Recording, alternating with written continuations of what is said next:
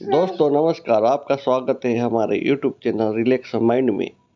हिंदू धर्म में महाशिवरात्रि पर्व के दिन भगवान शिव के द्वादश ज्योतिर्लिंग के दर्शन और उनकी पूजा का विशेष महत्व है। धार्मिक मान्यताओं के अनुसार जो व्यक्ति इस दिन इन 12 ज्योतिर्लिंग में से किसी एक के भी दर्शन करता है, उसका जीवन सफल हो जाता है। आपको बता दें कि साधक द्वारा घर बैठे भी पूजा के समय द्वादश ज्योतिर्लिंग का स्मरण करके भगवान शिव की उपासना करने से कई प्रकार के दोष और संकट दूर हो जाते हैं। आज हम बात करेंगे भगवान शिव के 9वें ज्योतिर्लिंग बैद्यनाथ ज्योतिर्लिंग की। आइए जानते हैं बाबा बैद्यनाथ ज्योतिर्लिंग से जुड़ी कथा। श्री बैद्यनाथ ज्योतिर्लिंग के उत्पत्ति की कथा किंवदंतियों के अनुसार एक बार लंकापति रावण हिमालय में भगवान शिव को प्रसन्न करने के लिए कठोर तपस्या कर रहा था। रावण भगवान शिव का ध्यान आकर्षित करने के लिए और उन्हें प्रसन्न करने के लिए अपना एक एक सिर काटकर शिवलिंग पर अर्पित करने लगा। जब वह अपना 10वां और अंतिम सिर काटने जा रहा था, तभी भगवान शिव प्रकट हुए और रावण की तपस्या से प्रसन्न होकर उन्होंने सभी धड़ों को पहले की भांति ठीक कर दिया और रावण से वर मांगने के लिए कहा। रावण ने भोलेनाथ से लंका साथ चलने का वर मांगा और वहीं पर स्थापित हो जाने की प्रार्थना की। रावण की इस प्रार्थना को सुनकर भोलेनाथ साथ चलने को तैयार हो गए और उन्होंने शिवलिंग का रूप धारण कर लिया।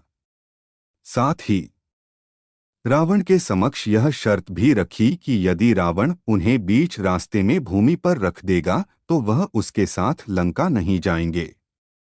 रावण ने इस शर्त को स्वीकार किया और शिवलिंग को अपने कंधे पर उठाकर आगे बढ़ने लगा। रावण लंबे समय से शिवलिंग को कंधे पर उठाए आगे बढ़ रहा था, लेकिन बीच में उसे लघुशंका की अनुभूति हुई और वह मार्ग पर जा रहे अहीर को शिवलिंग थमाकर लघुशंका के लिए चला गया। इस बीच अहीर को यह आदेश भी दिया कि वह इस शिवलिंग को भूमि पर ना रखे। लेकिन देवाधिदेव महादेव ने एक लीला रची और शिवलिंग का वजन धीरे धीरे बढ़ने लगा। जब उस अहीर को यह वजन सहन नहीं हुआ, तब उसने विवश होकर शिवलिंग को जमीन पर रख दिया और रावण द्वारा मारे जाने के भय से वहां से भाग गया। जब रावण वापस आया तो वह स्तब्ध रह गया और उसे अहीर के इस कृत्य पर बहुत क्रोध आया। लेकिन उसने क्रोध को दबाकर शिवलिंग को पूर्ण बल से उठाने का प्रयास किया।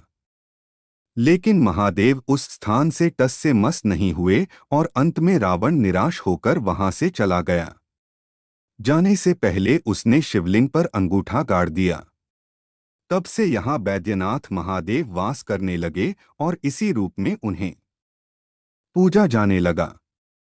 बैद्यनाथ ज्योतिर्लिंग से जुड़ी कुछ अन्य जानकारी। भगवान श्री बैद्यनाथ ज्योतिर्लिंग का यह मंदिर झारखंड के दुमका क्षेत्र में स्थापित है, जिसे बाबाधाम के नाम से भी जाना जाता है।